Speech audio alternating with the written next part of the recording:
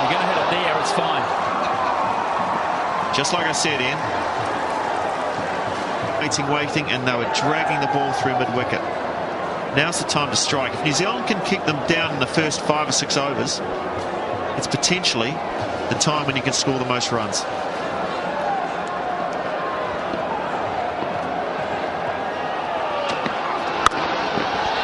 That's typical Jayasuriya. Very strong in the forearms, very strong with the bottom hand, and just punched away. That emphasises your point about the ball coming on when it's new. Beautifully played, just too much width. And once it gets through the gap on a skiddy outfield with a new ball, you just can't stop it. Now they put back the third man. Doesn't matter where the field is for that. That's always going to be 4.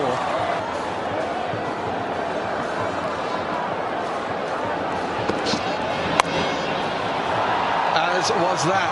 What we're seeing here is the same thing we saw at the start of the New Zealand innings. Boundaries coming in profusion from good cricket shots. There's been no slogging from Jayasuriya, typical Jayasuriya shots. This is assault though, isn't it? It's assault on a bowler. It's genius.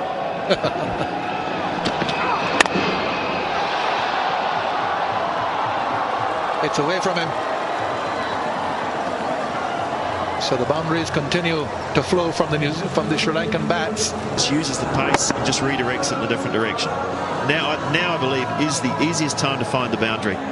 If you can get through these early overs.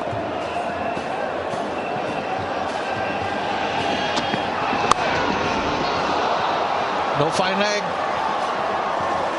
Always a dangerous ploy. Walked outside leg stump to try and hit this through the offside, and look at the adjustment so late in the piece.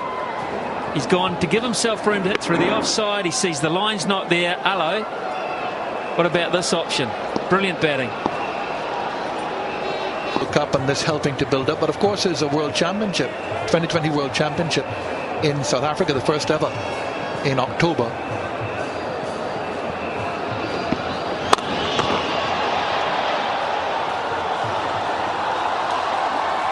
Very difficult.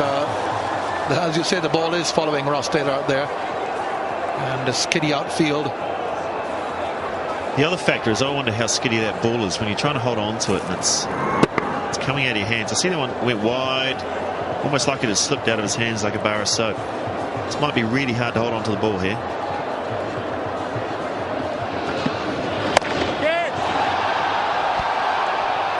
That's the first one into the seats for the Sri Lankans. We had quite a few from New Zealand. Brendan McCullum and Stephen Fleming kept scattering the spectators. Now Jayasuriya does the same thing.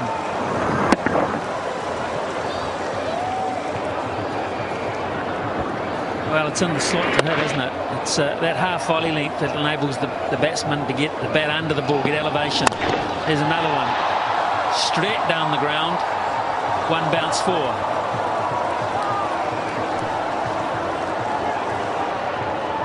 The look on Andre Adams' face is telling a story about the difficulty of holding that ball, I think. I think the story it's telling is I don't want to be out here. It is very cold. It's now very wet as well. And the bowlers aren't hiding to nothing. The problem for New Zealanders now, if they want to walk off, they might lose them. Be in the field with the rain coming down and the temperature being what it is. Another boundary. Jayasuriya is on fire. It's all Jayasuriya here.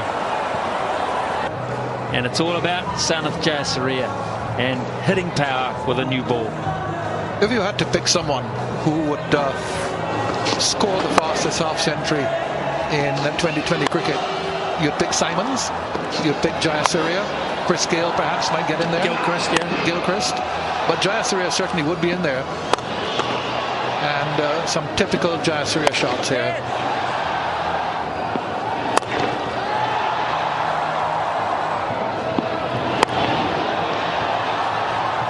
He's so quick with his hands, with the reflexes. Nice hit, sharp.